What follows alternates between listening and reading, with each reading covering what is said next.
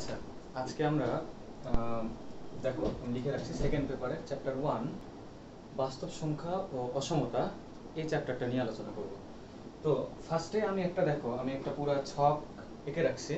তো এটা প্রথমেই তোমরা খাতায় আগে তুলে রাখবা, ঠিক আছে?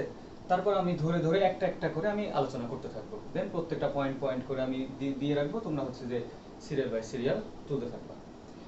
তো ফার্স্ট আমি একটু ছকটা আগে বুঝে নিই, তারপর আমি ছকটা মিশিয়ে দিয়ে আমি অন্যগুলোতে যাব। দেখো এখানে আমি লিখে রাখছি জটিল সংখ্যার পরে আছে বাস্তব সংখ্যা। এইটা কেন, এটা আমি একটু ডিটেলসে পরে বোঝাচ্ছি। অর্থাৎ জটিল সংখ্যার মধ্যে বাস্তব সংখ্যা পাবো আর কি, এই কারণে এটা আমি লিখে রাখছি। তো এটা একটু পরে ভালো করে বুঝতে পারবো। এখানে দেখো বাস্তব সংখ্যাকে দুই ভাগে ভাগ করা হয়েছে মূলত। এক হচ্ছে মূলদ সংখ্যা আর একটা হচ্ছে তোমার অমূলদ সংখ্যা, ঠিক আছে?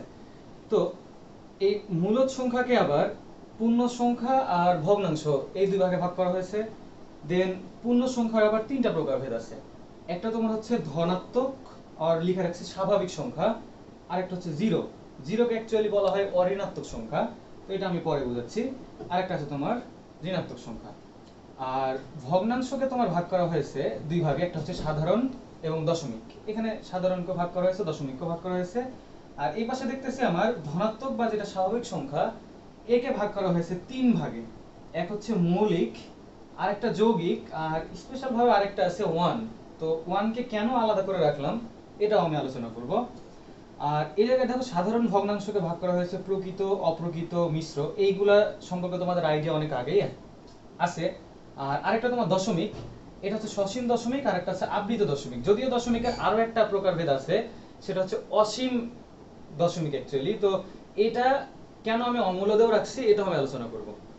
আর অমূলদের আরেকটা প্রকারভেদ ট্রান্সেন্ডেন্টাল বা তুরীয় সংখ্যা। এটা একটা নতুন কনসেপ্ট, এই জিনিস নিয়েও আমরা ডিটেইলস আলোচনা করব। তাহলে ফার্স্টে তুমি এই পুরা ছকটা সুন্দর করে আগে খাতায় তুলো, দেন এবারে আমি আলাদা আলাদা করে দেখাই দিচ্ছি না। তো এখানে আরেকটা জিনিস বলে রাখি, আমি এই সিম্বলগুলো দিলে এখনই তোমার সুবিধা হবে। দেখো বাস্তব সংখ্যার ইংরেজি হচ্ছে রিয়াল নাম্বার। তো একে প্রকাশ করা হচ্ছে আর দ্বারা, অর্থাৎ আর কে এই এর মনে করো যেটা পা আছে এটা দুইটা পা দিচ্ছি। কেন দিচ্ছি? কারণ আমরা যখন টাইপ করব তখন আগে কিন্তু বোল্ড করে লেখা হয়, তো আমরা তো এখানে বোল্ড করতে পারবো না। তো এই কারণে এই আর এর এই পা দুইটা লিখে রাখবা, তাহলে বোল্ডের মধ্যে কাজ করবে আর কি, ঠিক আছে? তো বাস্তব সংখ্যাকে আর দ্বারা প্রকাশ করা হচ্ছে, মূলদকে প্রকাশ করা হচ্ছে তোমার কিউ দ্বারা, আর অমূলদকে প্রকাশ করা হয় কিউ প্রাইম অথবা তোমার কিউ কমপ্লিমেন্ট দ্বারা প্রকাশ করা হয়। আপাতত কিউ প্রাইমটা বুঝো। আর এই পাশে আছে তোমার পূর্ণ সংখ্যা। পূর্ণ সংখ্যাকে প্রকাশ করা হচ্ছে তোমার জেড দ্বারা। তো জেড দ্বারা কেন প্রকাশ করা হয় এটাও আমি আলোচনা করব একটু পরে। আর এই পাশে যদি দেখো যে ধনাত্মক বা স্বাভাবিক সংখ্যা, তো স্বাভাবিক সংখ্যার ইংরেজি হচ্ছে তোমার ন্যাচারাল নাম্বার। তো একে জেড প্লাস অথবা এন দ্বারা, তো আমি আপাতত তোমার এনটা লিখে রাখতেছি কারণ এটা আমার কাজে লাগবে।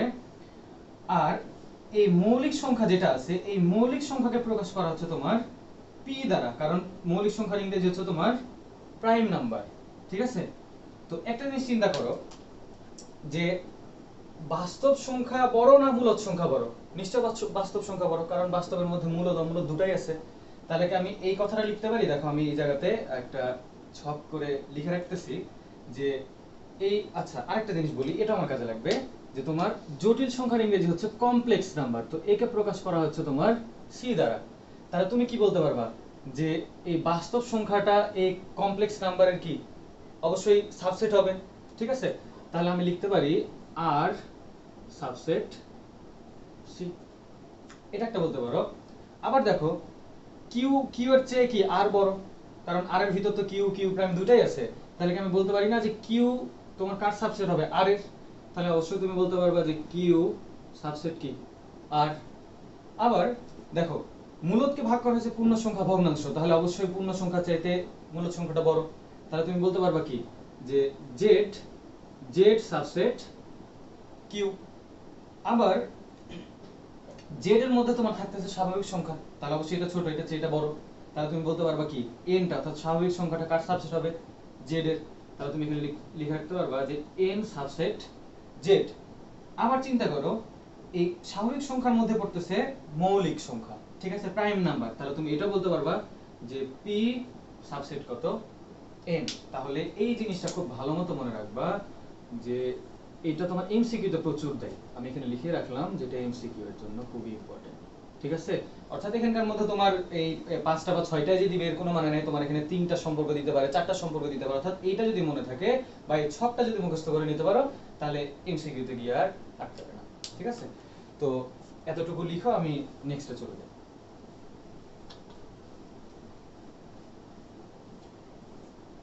দেখো আমি পুরোটাই মিশাই দিলাম।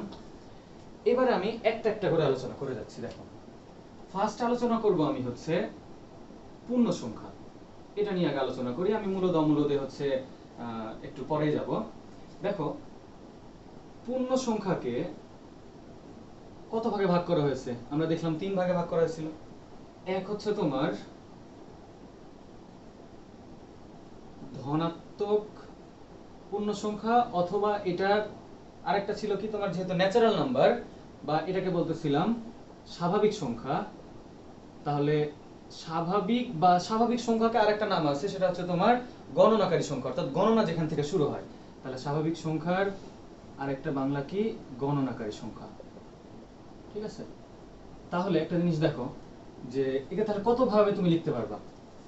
আর পূর্ণ সংখ্যাকে যে জেড দ্বারা প্রকাশ করেছিলাম একটু আগে, যেটা আমি বললাম, এই জেড কেন আমরা লিখতেছি, কারণ পূর্ণ সংখ্যার ইংরেজি কিন্তু ইন্টিজার নাম্বার, তো আই হওয়া উচিত ছিল, কিন্তু জেড কেন আসলো? জার্মান ভাষায় ওরা যে পূর্ণ সংখ্যাকে যে ল্যাঙ্গুয়েজে প্রকাশ করতো সেটা হচ্ছে তোমার জাহলিন, অর্থাৎ JAHLEN। তো এটা হচ্ছে জার্মান ভাষায় ছিল। তো জার্মান ভাষার এই যে জাহলিনের জেড, এই জেড দ্বারা তোমার পূর্ণ সংখ্যাকে প্রকাশ করা হচ্ছে, এবং একে বোল্ড করার জন্য তোমার মাঝখানে ওর পেটটা একটু মোটা করে দেওয়া হয়। ঠিক আছে, অর্থাৎ এটা হচ্ছে তোমার জেড। তাহলে তুমি বলো দেখি, যেহেতু বলতেছি ধনাত্মক পূর্ণ সংখ্যা, তাহলে তুমি একে কত ভাবে প্রকাশ করতে পারো? জেড কি প্লাস ধনাত্মক পূর্ণ সংখ্যা, এটাও হইতে পারে। অথবা জেড প্লাসটা যে উপরেও লিখে রাখবে তাও না, তুমি নিচেও লিখতে পারো জেড প্লাস। অর যেহেতু বলতেছে আমার জিরো চেয়ে কি বড়, তাহলে তুমি এটা বলতে পারবা কি যে গ্রেটার দেন কি জিরো, এবং এগুলো প্রত্যেকটার পেটটা একটু মোটা করে দিবা, অর্থাৎ 2টা লাইন দিবা। তাহলে কি হবে? আমার বোল্ড হয়ে গেল। ঠিক আছে, তাহলে জিরো চেয়ে বড়, এটা তোমার কি হচ্ছে? ধনাত্মক। অথবা তুমি স্বাভাবিক সংখ্যার ইংরেজি থেকে তুমি বলতে পারো কি? Natural number n। ঠিক আছে, তাহলে আমরা ধনাত্মক যেটা পূর্ণ সংখ্যা পাচ্ছি এতগুলো সিম্বল দ্বারা প্রকাশ করা হয়। তাহলে তুমি সেটটা যদি আলোচনা করো তাহলে সেটটা কি হবে? যেহেতু আমার জিরোর চেয়ে কি বড়, তাহলে হচ্ছে তোমার জিরোর চেয়ে বড়, তাহলে অবশ্যই জিরো হবে না, 1 থেকে শুরু হচ্ছে, এবং যেহেতু পূর্ণ সংখ্যা তাহলে তোমার কত হবে? 1 2 3 ডট ডট ডট একদম ইনফিনিটি পর্যন্ত চলতেই থাকবে। ঠিক আছে, তাহলে তোমার ধনাত্মক বা স্বাভাবিক পূর্ণ সংখ্যা যেটাকে বলতেছি, এটা শুরু কত থেকে হচ্ছে? 1 থেকে। এটা তোমার এমসিকিউতে অনেক সময় দেয় যে স্বাভাবিক সংখ্যা শুরু কত থেকে? শুরু হচ্ছে কত থেকে? 1 থেকে। ঠিক আছে, এবারে দেখো, আর তোমরা যদি এটা অনেকে যদি বলো যে তাহলে পূর্ণ সংখ্যার সেটটা কি হবে? পূর্ণ সংখ্যার মাঝে তো সবকিছু থাকতেছে, তাহলে তুমি এখানে আমি এই সেটটাও বলে দিতে পারি যে পূর্ণ সংখ্যার সেটটা কত হবে? তোমার 0 থেকে শুরু করে পজিটিভের দিকে সকল পূর্ণ সংখ্যা, অর্থাৎ 1 2 3 ডট ডট ডট যতগুলো আছে, আবার নেগেটিভের দিকেও যত পূর্ণ সংখ্যা, অর্থাৎ কত হবে? -1 -2 ডট ডট ডট এদিকে মাইনাস ইনফিনিটির দিকে যাবে। ঠিক আছে, তাহলে এটা তোমার হচ্ছে ডিরেক্ট পূর্ণ সংখ্যা। এর ভিতরে তোমার ধনাত্মক আছে, ঋণাত্মক আছে, আবার জিরো আছে। তাহলে একটা দেখলাম আমার কি? ধনাত্মক পূর্ণ সংখ্যা। এবার দেখো আমরা দেখব ঋণাত্মক পূর্ণ সংখ্যা। ঠিক আছে, তাহলে দেখো ঋণাত্মক পূর্ণ সংখ্যা। তো তাহলে একে কি দ্বারা প্রকাশ করবা বলো দেখি? ওখানে আমরা জেড প্লাস দ্বারা প্রকাশ করেছিলাম, তাহলে এটা নিশ্চয়ই কি জেড মাইনাস হবে। তাহলে একে তুমি বলবা হচ্ছে জেড মাইনাস। নিচেও লিখে রাখতে পারো, আবার কি করতে পারো? জেড মাইনাস উপরেও রাখতে পারো। ঠিক আছে, অথবা যেহেতু বলতেছি কি ঋণাত্মক মানে জিরো চেয়ে কি ছোট, তাহলে তুমি এটা বলতে পারবা যে কি লেস দেন জিরো।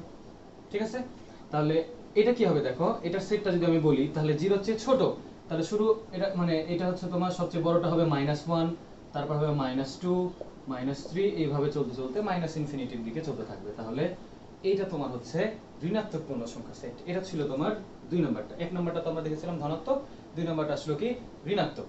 এবার 3 নম্বরে শুধু ওখানে বলা ছিল কত? 0। তো জিরোকে বলা হচ্ছে তোমার শুধুমাত্র অঋণাত্মক সংখ্যা, যেটা আমরা জিরো বলতেছিলাম, জিরো। তো এইটা, একে তুমি আলাদা একটা নামই দিয়ে রাখছে আর কি বিজ্ঞানীরা। কারণ একটা জিনিস চিন্তা করো, কেন ওকে অঋণাত্মক বললো? কারণ আমরা যদি বলি যে প্লাস জিরো মানে কত, আবার মাইনাস জিরো মানে কত, দুটো কি আলাদা আলাদা মান? নিশ্চয়ই না। তাহলে প্লাস জিরো মানেও জিরো, মাইনাস জিরো মানেও জিরো। তাহলে কি আমি প্লাসের ভিতর রাখবো নাকি মাইনাসের ভিতর রাখবো? এই যে একটা কন্ট্রাডিকশন, অর্থাৎ বিজ্ঞানীদের মধ্যে যে একটা দ্বন্দ্ব, এই দ্বন্দ্বকে অবসান করার জন্যই ওকে কারোর মধ্যে রাখা হয় নাই। অর্থাৎ ওকে ধনাত্মকের মধ্যেও রাখা হয় না, ওকে ঋণাত্মকের মধ্যেও রাখা হয় না, ওকে আলাদা একটা নাম দেওয়া হয়েছে, সেটা হচ্ছে অঋণাত্মক সংখ্যা। ঠিক আছে? তো আর যদি তোমাকে বলা হয় কখনো যে অঋণাত্মক পূর্ণ সংখ্যা কত থেকে হবে, তো এটা অনেক জায়গাতে দেখবা যে এরকম ভাবে আছে যে অঋণাত্মক পূর্ণ সংখ্যাকে হচ্ছে বলতেছে greater than or equal zero. এটা অনেক জায়গাতে পাবা যে অঋণাত্মক পূর্ণ সংখ্যা মানে জিরো সহ তোমার কি ধনাত্মকের দিকে যাবে আর কি। তাহলে এটাও তুমি অনেক জায়গায় পাবা যে অঋণাত্মক পূর্ণ সংখ্যার একটা আর কি সংজ্ঞায়িত করা আছে যে জেড যেটা, সেটা কত হবে? Greater than or equal zero. তাহলে এটা আসবে তোমার হচ্ছে কত? 0 1 2 3 ডট ডট ডট প্লাস ইনফিনিটির দিকে যাবে। ঠিক আছে? তো এতটুকু পর্যন্ত তোমাদের পূর্ণ সংখ্যা আশা করি ক্লিয়ার হয়ে যাবে। এরপরে দেখো 2 নম্বরে আমার ছিল, আমি ভগ্নাংশের দিকে একটু পরে যাচ্ছি, আগে পূর্ণ সংখ্যার যেগুলা আরো কিছু প্রকারভেদ আছে এগুলো দেখে নিই। দেখো আমার পূর্ণ সংখ্যার মধ্যে ছিল ধনাত্মক, জিরো আর ঋণাত্মক। আরো কিছু আছে তোমার, যেটা ছিল তোমার ছকে দেখে রাখছো, সেটা হচ্ছে মৌলিক, যৌগিক, আর একটা ছিল তোমার ওয়ান। তো আমি এইটা নিয়ে একটু আগে আলোচনা করে নিই। সেটা হচ্ছে 2 নম্বরে আসলো মৌলিক সংখ্যা। তো মৌলিক সংখ্যার ইংরেজিটা কি? মৌলিক সংখ্যার ইংরেজি হচ্ছে প্রাইম নাম্বার। ঠিক আছে? তো প্রাইম নাম্বারে পি দ্বারা প্রকাশ করতেছিলাম, আগেই বলে রাখছি। তো মৌলিক সংখ্যার সংজ্ঞাটা কি? এটা তোমরা আগেই পড়ে আসছো যে এমন একটা সংখ্যা যার কমন উৎপাদক যদি আমি বলি, গুণনীয়ক যদি বলি, যে 0 এবং 1 ছাড়া, অর্থাৎ এমন একটা সংখ্যা আমি নিব যাকে 0 এবং 1 ছাড়া অন্য কোনো সংখ্যা দ্বারা কি ভাগ করা যায় না, অর্থাৎ তার আলাদা কোনো আর উৎপাদক বা গুণনীয়ক পাওয়া না।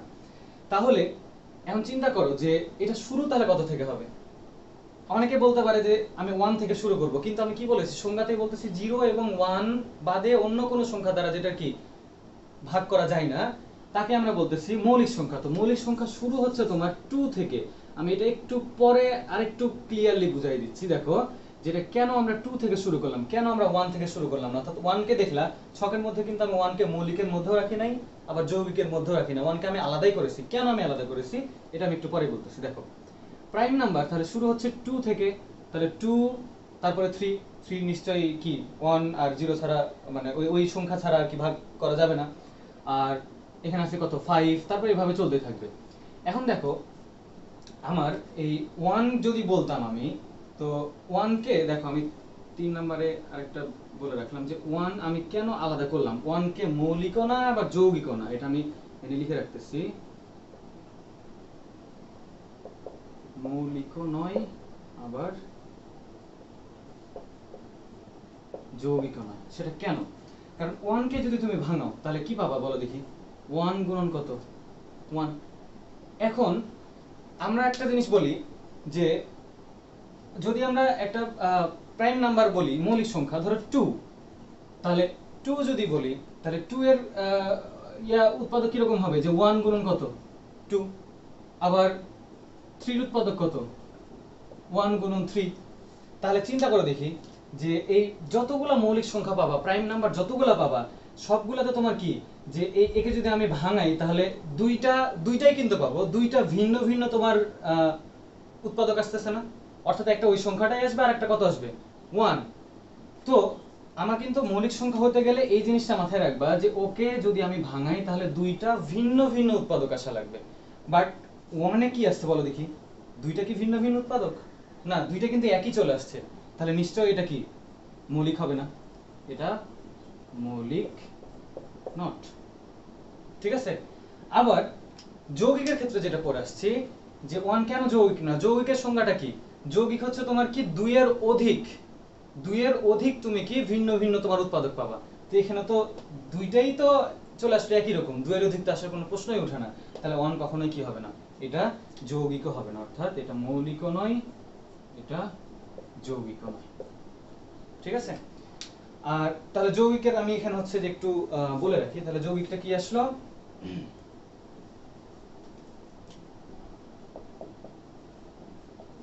তাহলে যৌগিকে কি পড়লাম, যে যৌগিকে তোমার দুইয়ের কি অধিক তুমি কি পাবা, এরকম আলাদা আলাদা উৎপাদক পাবা। তাহলে যদি আমি বলি সাপোজ একটা মনে করো যে 12 কথার কথা, তাহলে আমি একে কত ভাবে ভাঙাইতে পারি, একে ভাঙাইতে পারি ধরো 1 গুণন 3 গুণন কত 4, তাহলে কত হচ্ছে 3 4 কি 12। তাহলে দেখো দেখি দুইয়ের অধিক তোমার কি উৎপাদক চলে আসছে না, তাহলে নিশ্চয়ই একে কি বলবা, এটা হচ্ছে তোমার যৌগিক। তো একে প্রকাশ করা হয় তোমার, মানে এটা যেহেতু পি বললাম, তো একে তোমার অনেক জায়গাতে দেখবা যে পি প্রাইম অথবা তোমার কত পি কমপ্লিমেন্ট, এটা দ্বারা প্রকাশ করা হয় যৌগিককে। ঠিক আছে, আচ্ছা তাহলে যৌগিকের কনসেপ্ট গেল, এটা তোমরা আগে পড়ে আসছো। মৌলিকের আমি আরেকটু জিনিস একটু বলি, এটা তোমার কাজে লাগবে। সেটা হচ্ছে তোমার যখন দেখবা যে সৃজনশীল প্রশ্ন আমার কিন্তু একটা অধ্যায় থেকে কখনো দেয় না আর কি সম্পূর্ণটাই, দেখবা ক দিয়েছে হয়তো এই বাস্তব সংখ্যা থেকে, খ দেখবা যে তার পরের অধ্যায় যোগাশ্রয় প্রোগ্রাম থেকে দিয়েছে, গ দেখবা যে আরো অন্য কোনো একটা চ্যাপ্টার থেকে দিয়েছে, তো মিক্স করে দেয়। যখন তুমি এরকম মিক্স কোশ্চিন পাবা, দেখবা যে তোমাদের এই সেকেন্ড পেপারে সম্ভাবনা নামে একটা চ্যাপ্টার আছে, যেটা তোমরা 9 10 পড়ে আসছো। ওই সম্ভাবনা চ্যাপ্টার থেকে তোমার এই বাস্তব সংখ্যার সাথে রিলেট করে কিছু কোশ্চিন থাকতে পারে। তো এখানে কাজে লাগবে যে 1 থেকে 100 পর্যন্ত মৌলিক সংখ্যা কতগুলো। এটা অনেকেই জানো, আবার অনেকে হয়তো বা মনে নাই যে 1 থেকে 100 পর্যন্ত মৌলিক সংখ্যা হচ্ছে মোট 25টি। ঠিক আছে, তো এটা একটা মনে রাখার একটা আমি কৌশল বলি, একটা ফোন নাম্বার মনে রাখবা আর কি। ঠিক আছে, যে ফোন নাম্বারটা এরকম, এটা একটু কৌশল আর কি, যে 1 থেকে 100 পর্যন্ত যে 25টা আছে, অনেক অনেক সময় তোমাকে হয়তো বা বলবে সম্ভাবনাতে যে মনে করো 30 থেকে 60 এর মধ্যে ধরো কতগুলো মৌলিক সংখ্যা হওয়ার সম্ভাবনা, মানে কিছু একটা তুললে বলে মৌলিক সংখ্যা হওয়ার সম্ভাবনা কত, তাহলে তোমাকে অবশ্যই আগে ভাবা লাগবে যে 30 থেকে 60 পর্যন্ত মৌলিক সংখ্যা কতগুলো, আর এর নিচে হবে টোটাল সংখ্যাটা। তো টোটাল সংখ্যা তো আমরা জানি, কিন্তু 30 থেকে 60 এর মধ্যে তোমার কি হাতে গুনে গুনে অনেক অনেক সময় ক্যালকুলেশন করবে, যেটা অনেক সময় আর কি সময় সাপেক্ষ, এটাতে তোমাদের অ্যাডমিশনও তোমার অনেক টাইম নিয়ে নিবে। তো এই জিনিসটা মনে রাখলে তোমরা ইজি সলভ করে নিতে পারবে আর কি। তাহলে এটা মনে রাখবা এভাবে যে 4 4 2 2 3 2 2 3 2 1। ঠিক আছে, অর্থাৎ এখানে দেখো তোমরা যদি গণনা করে দেখো যে 4 আর 4 কত হয় 8, তারপরে 10 12 15, তারপরে কত 19 20 আর কত 25। ঠিক আছে, তো এটা আমি কেন বললাম, এখানকার মধ্যে তুমি কিভাবে বুঝবা যে এই 4 বলতে কি বোঝায়। 4 বলতে বোঝাচ্ছে 1 থেকে 10 পর্যন্ত যতগুলো মৌলিক সংখ্যা আছে। তাহলে 1 থেকে 10 পর্যন্ত কয়টা মৌলিক সংখ্যা আছে, 4টা। তুমি যদি হয়তো একটা এরকম গণনা করতে করতে এখন তোমাকে যদি বলা হয় যে 57 কি মৌলিক সংখ্যা, অনেকে বলে দিতে পারো যে হ্যাঁ 57 মৌলিক সংখ্যা, কিন্তু হয়তো ক্যালকুলেশন করে দেখলে যে কি 57 মৌলিক সংখ্যা না। অনেকে হয়তো ভাববা যে বিজোড় হলেই তো সাধারণত মৌলিক সংখ্যা হয়, কিন্তু সবসময় কি তা হয়, এরকম ভুল হওয়ার চান্স থাকে। তো এইটা মনে রাখলে ভুল আর হবে না।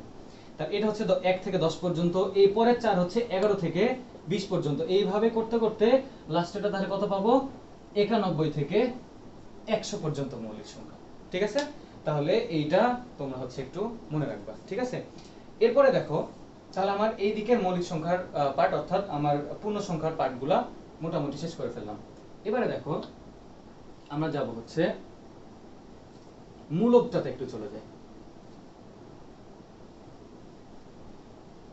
আচ্ছা দেখো, আমরা মূলত যদি বলি, তো এটা নিয়ে ইন্টারেস্টিং কিছু কাহিনী আছে, এটা আমরা এখন বলবো আর কি। মূলতকে আমরা প্রকাশ করতেছিলাম কিউ দ্বারা। তো কিউকে অ্যাকচুয়ালি বোল্ড করার জন্য এই মাথাটা একটু হচ্ছে যে আর কি ডাবল চিহ্ন দিবা, যাতে হচ্ছে এটা বোঝা যায় যে এটা হচ্ছে যে বোল্ড কিউ। তো এই মূলত সংখ্যার সংজ্ঞাটা আমরা কি জানি, যে 9 10 আমরা এটা পড়ে আসছি যে যে সংখ্যাকে পি বাই কিউ আকারে প্রকাশ করা যায় তাকে আমরা মূলত সংখ্যা বলতাম। এবং এখানে আরেকটা জিনিস ছিল যে এখানে তোমার পি কিউটা কি হবে, পি আর কিউ দুটাই তোমার হচ্ছে যে কার সাবসেট হবে, জেড অর্থাৎ পূর্ণ সংখ্যা সাবসেট হবে। এবং এখানে তুমি বলতে পারবা যে কিউ ইজ নট কি জিরো, কিউ তো জিরো হওয়া যাবে না, নিচে জিরো হলে তো সেটা ইনফিনিটি হয়ে যাচ্ছে। আর আরো একটা জিনিস ছিল যে পি কিউ, এই যে এই কথা, এটা বলতে কি বোঝায়, এটা বলতে বোঝায় তোমার সহমৌলিক। ঠিক আছে, এই জিনিসটা আমি বলতেছি যে এই দুইটা সহমৌলিক হওয়া লাগবে। সহমৌলিক অর্থ অর্থ কি, যে এই দুইটার কমন ফ্যাক্টর কত থাকবে, সেটা হচ্ছে 1। ঠিক আছে, তাহলে এই দুইটার কমন ফ্যাক্টর থাকবে হচ্ছে তোমার কত, 1। ঠিক আছে, তো এই জিনিসটাকে আমরা বলতেছিলাম হচ্ছে তোমার কি, এই জিনিসটা হচ্ছিল যে মূলদ সংখ্যা। মূলদ সংখ্যার সংজ্ঞা ছিল এটাই। তো এখানে আমি একটু বলেই নি, যেহেতু সহমৌলিক আলোচনা করতেছিলাম, যে সহমৌলিককে প্রকাশ করে বা ফার্স্ট ব্র্যাকেট দ্বারা, ফার্স্ট ব্র্যাকেট দিয়ে। এটা সবসময় যে ফার্স্ট ব্র্যাকেট তোমার এই যেটা আমরা আর কি ব্যবধি পড়ে আসছিলাম, বা বন্ধনী বন্ধনী আকারেও বা ক্রমজোর আকারেও যে প্রকাশ করবে তাও কিন্তু না। এটা বলতে তোমার বোঝাচ্ছে সহমৌলিক বা কো প্রাইম যেটাকে বলা হয় আর কি। ঠিক আছে, যে কো প্রাইমকে ফার্স্ট ব্র্যাকেট দিয়ে, অর্থাৎ তোমাকে যদি এরকম বলা হয় যে 2 আর 3 সহমৌলিক, এটা সহমৌলিক অর্থ কি, যে 2 3 এর কমন ফ্যাক্টর কত হচ্ছে 1 না, কারণ 2 কে ভাঙালে 1 * 2, 3 কে ভাঙালে 1 * 3, তাহলে দুইটার কমন ফ্যাক্টর তোমার আসছে কত, 1। তাহলে এই দুটাকে তুমি বলবা হচ্ছে সহমৌলিক, অর্থাৎ এক ছাড়া আর অন্য কোনো কমন উৎপাদক পাচ্ছি না আর কি। ঠিক আছে, আচ্ছা, তো আমরা যে মূলদ পড়তেছিলাম, যে মূলদে p/q আকারে প্রকাশ করতেছিলাম, এইটার জনক কাকে বলা হয়? এটা কিন্তু একটা ইন্টারেস্টিং আর কি কাহিনী আছে। সে হচ্ছে, তোমরা অনেকেই শুনে আসছো যে পিথাগোরাস আর কি। ঠিক আছে, তো পিথাগোরাসের ক্ষেত্রে আমরা জানতাম যে একটাই মনে হয় সূত্র দিয়েছে, যে তোমার সমকোণী ত্রিভুজের ক্ষেত্রে অতিভুজের উপর স্কয়ার ইজ ইকুয়াল টু লম্বের উপর স্কয়ার প্লাস ভূমির উপর স্কয়ার। কিন্তু ওইটা ছাড়াও তোমার মূলদ সংখ্যা নিয়েও আলোচনা করেছিল প্রথম, ওই কারণে একে বলা হয় যে এটার জনক হচ্ছে পিথাগোরাস। ঠিক আছে, কারণ কি, পিথাগোরাস কখনো ভগ্নাংশ নিয়ে কাজ করতো না। মানে ওর একটা ভালো অভ্যাস ছিল, ও অল টাইম মানে যে কোনো সংখ্যা, মানে সংখ্যা নিয়েই আর কি ওর কাজ, যে কোনো কিছু। বাস্তবে যাই দেখুক, ও বলতো গড সংখ্যা কত, 1। ও বলতো ছেলের সংখ্যা কত, যদি পুরুষ হয় তাহলে বলতো 2। যদি বলো মেয়ের সংখ্যা কত, মেয়ের সংখ্যা হচ্ছে 3, তাহলে 2 আর 3 যোগ করলে তো 5 হয়, তাহলে 5 হচ্ছে বিবাহ সংখ্যা। ঠিক আছে, তো এরকম সংখ্যা নিয়ে পিথাগোরাস অনেক কিছু আলোচনা করেছে। তো ও কখনো, ওকে যদি বলা হয় যে 0.5, আমি 0.5 পরিমাণ কিছু একটা পাইলাম, ও বলবে না, তুমি পাইছো কত, হাফ পরিমাণ। মানে কি হাফ মানে তো কত, 0.5। ও মানে পয়েন্ট ও কখনোই নিত না, অল টাইম বলবো যে না, আমি সব সময় পূর্ণ সংখ্যা নিয়ে কাজ করব, পূর্ণ সংখ্যার অনুপাত নিয়ে কাজ হতো। ঠিক আছে, তাহলে এখানে দেখো যে 1/2, তাহলে 1/2 মানে সেটা কত, 0.5 হচ্ছে। ওকে যদি বলা হয় 0.1, তাহলে ও বলতো না, এটা হচ্ছে 1/10। ঠিক আছে, তাহলে এই যে p/q, দেখো দেখি, এটাও পূর্ণ সংখ্যা, এটাও পূর্ণ সংখ্যা, তাই তো আমরা দেখছি p/q তো পূর্ণ সংখ্যায় থাকা লাগবে। ঠিক আছে, এখানে তার পয়েন্ট আসলো না। তো ওই কারণে ওকে, পিথাগোরাসকে হচ্ছে মূলদ সংখ্যার জনক বলা হলো। কিন্তু একটা কাহিনী আছে, সেটা হচ্ছে এর অ্যাসিস্ট্যান্ট ছিল একজন, এর অ্যাসিস্ট্যান্টের নাম হচ্ছে তোমার হিপাসাস। ঠিক আছে, হিপাসাস বানানটা অ্যাকচুয়ালি আমি শিওর না, বানানটা তোমরা একটু চেক করে নিও। তো হিপাসাস ওর অ্যাসিস্ট্যান্ট ছিল। ও বলল কি, মানে ও যখন গবেষণা করতেছিল আর কি, যে বলতেছে হুজুর, আপনার এই থিওরিটা যদি ঠিক থাকে, সমকোণী ত্রিভুজের থিওরি আগেই দিয়েছিল, কিন্তু বলতেছে এই থিওরি যদি ঠিক থাকে, ধরেন আমার ভূমি ধরে নিলাম 1, লম্ব ধরে নিলাম 1, তাহলে এটা কত হবে, √2। তো এই √2 কে যখন ভাঙাতে শুরু করলো, তখন দেখতেছি এরকম p/q আকারে কিছু আসতেছে না। তো এখন এই হিপাসাস বলতেছে যে আপনার যদি এই থিওরিটা ঠিক থাকে, যে সমকোণী ত্রিভুজের ক্ষেত্রে যে আপনি থিওরিটা দিয়েছেন, বিখ্যাত থিওরি, এইটা যদি ঠিক থাকে, তাহলে আমরা এই কথাটা ভুল, মানে সকল সংখ্যাকে আপনি p/q আকারে প্রকাশ করতে পারবেন, এই কথাটা ভুল। অথবা আপনার এই কথা যদি ঠিক থাকে, তাহলে এটা হচ্ছে ভুল। এখন পিথাগোরাস তো খেপে গেল, না এটা হলো তো আমার অবস্থা খারাপ হয়ে যাবে, আমার তো তাহলে যে কোনো থিওরির মধ্যে একটা থিওরিকে আমাকে ক্যান্সেল করে দেওয়া লাগবে। একে কি করা হয়েছে, হিপাসাসকে এর অন্য অ্যাসিস্ট্যান্ট দিয়ে একে ভূমধ্যসাগরে জাহাজ থেকে ফেলে দেওয়া হয়েছিল, অর্থাৎ এই কথাটা বলার কারণেই একে মেরে ফেলা হয়েছিল। ঠিক আছে, কিন্তু এখন ম্যাথমেটিক্স তো ম্যাথমেটিক্সই, তোমার সারা জীবন ওই একটা জিনিস যদি হচ্ছে যে মানে ঠিক থাকে, ওটা কখনো না কখনো প্রকাশ হবেই। তো এর মারা যাবার পরে যখন অন্যান্য বিজ্ঞানীরা গবেষণা করা শুরু করলো, তখন দেখলো যে এই হিপাসাস যে কথাটা বলে গিয়েছিল, এই কথাটাই সত্য, অর্থাৎ এই সকল সংখ্যাকে তুমি p/q আকারে প্রকাশ করতে পারবে না। তখনই আসলো হচ্ছে অমূলদ সংখ্যার কথা। ওই কারণে এই হিপাসাসকে অমূলদ সংখ্যার জনক বলা হয়, অমূলদ সংখ্যার জনক। ঠিক আছে, অর্থাৎ অমূলদ সংখ্যাতে আমরা কি জানি যে একে পি বাই কিউ আকারে প্রকাশ করতে পারবো না, অর্থাৎ পয়েন্টের পরে এমন কোন সংখ্যা চলতেই থাকবে সারা জীবন, একদম অসীম পর্যন্ত চলতে থাকবে আর কি। ঠিক আছে, তো অমূলদ সংখ্যা তাহলে মোটামুটি কনসেপ্ট একটু ক্লিয়ার হলো। আরো কিছু অমূলদ সংখ্যা আছে, আমি অমূলদ সংখ্যা নিয়ে একটু বলি আর কি। ঠিক আছে, যে অমূলদ সংখ্যা একে কিউ প্রাইম দ্বারা প্রকাশ করতেছিলাম অথবা কিউ কমপ্লিমেন্ট দ্বারা প্রকাশ করা হয়। ঠিক আছে, কমপ্লিমেন্ট মানে হচ্ছে যে মূলদ বাদে যেগুলো থাকতেছে আর কি। তাহলে একটা জিনিস দেখো, তাহলে আমি এখানে কি বলতে পারি যে অমূলদ কোনটা, যেগুলো মূলদ না সেগুলোই তো অমূলদ হবে। তাহলে এইটা হচ্ছে আমরা যদিও প্রমাণ অনেকগুলাই আছে যে √2 একটা অমূলদ সংখ্যা, এগুলো প্রমাণ আমরা আস্তে আস্তেই দেখবো। তো এখানে দেখো যে আমরা বলতেছিলাম যে অমূলদ সংখ্যার কিউ প্রাইম, তো একে তোমার ভাগ করা হয়েছে কিভাবে, তোমার √2 বা ধরো এরকম যদি √3 বা √5 এগুলাকে যদি তুমি ভাঙাও তাহলে এরকম পাবা যে 1.414 এইভাবে চলতে চলতে ডট ডট ডট এমন ভাবে চলবে যে এই যে সংখ্যাগুলো ধরো 414, এই 414 কখনো এরকম ভাবে রিপিটও হচ্ছে না। ঠিক আছে, অর্থাৎ অসীম পর্যন্ত চলতেই আছে, এই সংখ্যাগুলো আলাদা আলাদা ভাবে চলতেই আছে। ঠিক আছে, √3 কে ভাঙালো তুমি এরকম কিছু একটা পাবা, √5 কে বা তোমার পাইয়ের মান কত 3.14159 ডট ডট ডট এভাবে চলতেই থাকে, বা এক্সপোনেনশিয়াল এই জাতীয় সংখ্যাগুলোকে আমরা বলতেছি তোমার অমূলদ সংখ্যা। এগুলো যদিও প্রমাণ আছে, প্রমাণগুলো আমরা আস্তে আস্তে দেখব। তো এখানে একটা জিনিস বলে রাখি, সেটা হচ্ছে যে এই তোমরা ছকে দেখে আসছো যে অমূলদ সংখ্যাকে আমরা দুইটা ভাগে ভাগ করেছিলাম। অ্যাকচুয়ালি দুইটা ভাগ না, ওটা একটা ভাগই হয়, অসীম দশমিকই হয়। তো যেটা ট্রান্সেন্ডেন্টাল বা তুরীয় সংখ্যা যেটা বলতেছিলাম, ওইটা অ্যাকচুয়ালি তোমার কি বলে ইয়ের মধ্যেই পড়তেছে, অসীম দশমিকের মধ্যেই পড়তেছে। তো ওকে আমি আলাদা করে দিয়েছি, এর কারণ আছে যে তোমার ট্রান্সেন্ডেন্টাল যে সংখ্যাটা এইটা মনে রাখবা, বা তুরীয় সংখ্যা যেটাকে বলতেছি আর কি, তুরীয় সংখ্যা।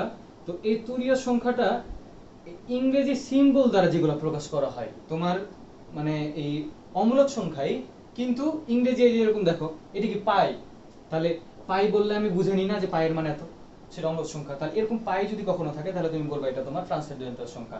বা তোমার এক্সপোনেনশিয়ালও তোমার হচ্ছে কি একটা মানে অমূলদ সংখ্যা, এবং এটাকে হচ্ছে সিম্বল দ্বারা প্রকাশ করে, এরও মান তোমার 2.718 ডট ডট ডট এভাবে চলতে থাকে। আবার আরো একটা আছে, যদিও এই জিনিসটা সবাই হয়তো বা জানে না, ফাই নামে একটা জিনিস আছে। ঠিক আছে, ফাইকে গোল্ডেন রেশিও বলা হয়। এটাও তোমরা যদি মানে ভাঙায় দেখো তাহলে এই গোল্ডেন রেশিওর মানও তোমার আসবে কত, অমূলদ সংখ্যা। ঠিক আছে, তো এটা ছিল তোমার হচ্ছে অমূলদ সংখ্যার কথা। আর এখানে আমি তাহলে দশমিক নিয়ে কিছু আলোচনা করি, তাহলে দশমিকের মধ্যে আমার মূলদ অমূলদের আরো কিছু টার্ম চলে আসবে আর কি। ঠিক আছে, দেখো তোমার আসছে হচ্ছে দশমিক সংখ্যা। দশমিক না, আমি ভগ্নাংশ দিয়ে বলি, তাহলে ভগ্নাংশের মধ্যে দশমিক আসবে। যে ভগ্নাংশ কত ভাগে ছিল, ভগ্নাংশ আমরা দুই ভাগে ভাগ করেছিলাম, একটা হচ্ছে সাধারণ ভগ্নাংশ আর একটা কি দশমিক ভগ্নাংশ। তো এর ভিতর যে সাধারণ ভগ্নাংশটা ছিল এটা আমি বেশি আলোচনা করব না, কারণ এটা তোমরা 9-10 জানো। সাধারণ ভগ্নাংশের মধ্যে আমরা কি কি দেখেছিলাম, একটা হচ্ছে তোমার প্রকৃত ভগ্নাংশ। প্রকৃতর ক্ষেত্রে কি ছিল, যে এর ভিতর ছিল তোমার একটা প্রকৃতর ক্ষেত্রে আমরা জানতাম কি যে লবটা কি হয়, হরের চেয়ে ছোট হয়। মনে করো 2/5 সাপোজ, তাহলে এটা কি প্রকৃত ভগ্নাংশ হচ্ছে, কারণ লব ছোট হর কি বড় আছে। আবার আরেকটা ছিল তোমার কি অপ্রকৃত ভগ্নাংশ। তাহলে অপ্রকৃত ভগ্নাংশের ক্ষেত্রে উল্টাটা, লবটাই হয়ে যাবে মনে করো বড়, আর হরটাই হয়ে যাবে কি ছোট। আর আরেকটা ছিল তোমার মিশ্র ভগ্নাংশ। যদিও মিশ্র ভগ্নাংশটা আলাদা প্রকারভেদ করা উচিত না, কেন, কারণ এটা কিন্তু তোমার অপ্রকৃত আর মিশ্র কিন্তু একই জিনিস। কারণ দেখো আমি যদি এরকম করি যে এটাকে যদি ভাঙাই তাহলে কত হয়, মনে করো 5, তাহলে এখানে 2 থাকে কত 1, তাহলে তুমি এখানে কি লিখতে পারবা যে 1/2, এটা মানেই তো কত 5/2। তো অ্যাকচুয়ালি অপ্রকৃতকেই তোমার হচ্ছে মিশ্র আকারে তুমি লিখতে পারবা। তো এখানে আমি আলাদা করে লিখলাম যে তোমার এখানে প্রকৃত প্লাস অপ্রকৃত, মানে সরি একটা পূর্ণ সংখ্যা, এটা তো তোমার পূর্ণ সংখ্যা আসবে, পূর্ণ সংখ্যা এবং এর সাথে তোমার প্রকৃত, এই দুইটা মিলে তোমার কি চলে আসছে মিশ্র ভগ্নাংশ। অর্থাৎ এরকম তোমার মিক্স কিছু কিছু আসবে, ধরো পি পূর্ণ মনে করো Q/R, বা এরকম টাইপের হচ্ছে যে কিছু আসতে পারে আর কি। ঠিক আছে, এটা তোমার ছিল সাধারণ ভগ্নাংশ, এটা আমরা সবাই জানি। আর এরপরে দেখবো আমরা হচ্ছে দশমিক ভগ্নাংশ। দেখো দশমিক ভগ্নাংশ, তাহলে দশমিক ভগ্নাংশটা কি ছিল দেখো। দশমিক ভগ্নাংশের মধ্যে আমরা দেখেছিলাম দশমিক ভগ্নাংশে কিন্তু 3টা প্রকার বের হয়। একটা তোমার হয় হচ্ছে সসীম দশমিক, আরেকটা তোমার হয় হচ্ছে আবৃত দশমিক, আরেকটা তোমার হয় হচ্ছে অসীম দশমিক। তো এই আমরা মূলদ সংখ্যার মধ্যে কিন্তু দেখেছি যে সসীম আর আবৃত এই দুটাকে মূলদ সংখ্যার মধ্যে নিয়ে যাচ্ছিলাম, আর অসীম দশমিকে নিয়ে যাচ্ছি কোথায়, অম্লদ সংখ্যাতে। এটা কেন দেখো, যে সসীম দশমিক বলতে কি কিরকম বোঝাচ্ছে, মনে করো 1.5, এই 0.5 এর পর কি আর কিছু আছে, কিছু নাই, মানে 0 0 0 0 সারা জীবন জিরো চলবে আর কি। তাহলে এই জায়গাতে আমি রাউন্ড করে দিচ্ছি না, পয়েন্টের পরে রাউন্ড হয়ে যাচ্ছে না, থেমে যাচ্ছে। যদি তুমি ভাঙো তাহলে কত হবে, 15 ডিভাইডেড পয়েন্টের জন্য একটা 1 আর পয়েন্টের পরে একটা সংখ্যা আছে তাই কত 0। তাহলে এটা তুমি পি বাই কিউ আকারে প্রকাশ করতে পারবে না, একা হয়তো কাটাকাটি যাবে, দিয়ে পি বাই কিউ আকারে তো প্রকাশ হচ্ছে। তাহলে এইটাকে আমরা বলতেছিলাম তোমার সসীমটা কার মধ্যে পড়তেছে, মূলদের মধ্যে, পি বাই কিউ আকারে প্রকাশ করতে পারতেছি। আর আবৃত দশমিক এটাও তোমরা জেনে আসছো, যদি এরকম থাকতো পয়েন্ট মনে করো যে 2 2 2 2 ডট ডট ডট এইভাবে সারা জীবন 2ই চলতে আছে, তাহলে এটাকে কি লিখতে বলো দেখি, যে 0.2 যেহেতু রিপিট হচ্ছে, তাহলে যে সংখ্যাটা একাধিকবার রিপিট হচ্ছে তার উপর কি দিয়ে দিতাম, একটা কি পৌনঃপুনিক যেটাকে বলতেছিলাম আর কি। একে ভাঙালে কি হয়, এটা যদি আমি এর পরের কোনো ভিডিও লেকচার এটা আমি আলাদা করে বলবো, যে এই পৌনঃপুনিককে ভাঙালে নিচে কত হয়, 9। কারণ আজকে ভিডিওতে বলতে গেলে অনেক টাইম লাগবে আর কি, ঠিক আছে। তো এটার ক্ষেত্রে আমরা যেরকম 10 করতেছিলাম, এখানে একটা পৌনঃপুনিক ভাঙালে কত দ্বারা ভাগ হয়, সেটা হচ্ছে 9 দ্বারা ভাগ হয়। তাহলে এটা তোমার পি বাই কিউ আকারে প্রকাশ হচ্ছে না। তাহলে এই দুইটাকে তুমি বলতেছিলা যে এই দুইটা পড়তেছে মূলদ, অর্থাৎ মূলদ সংখ্যার এই দুটো হচ্ছে প্রকার। আর অসীম দশমিক যেটা, মনে করো আমি এভাবে বলতেছি যে 1.321597 ডট ডট ডট, দেখো এখানে কি কোন সংখ্যা এরকম রিপিট হয়েছে, এখানে যেরকম 222 এটা সারা জীবন রিপিট হচ্ছিল, তাই আমি রাউন্ড করে পৌনঃপুনিক করে দিচ্ছিলাম, রাউন্ড হয়ে যাচ্ছিল, রাউন্ড হলে তোমার পি বাই কিউ আকারে প্রকাশ করা যায়। এখানে কি তুমি কখনো রাউন্ড করতে পারবা, ঠিক আছে। এরকম কোন যদি সংখ্যা পাই যে অসীম পর্যন্ত চলতেই আছে এবং রাউন্ডও কখনো হচ্ছে না, তাহলে এই সংখ্যাটাকে বলা হচ্ছে তোমার অসীম দশমিক, এবং এইটা পড়তেছে তোমার অম্লদ সংখ্যার মধ্যে।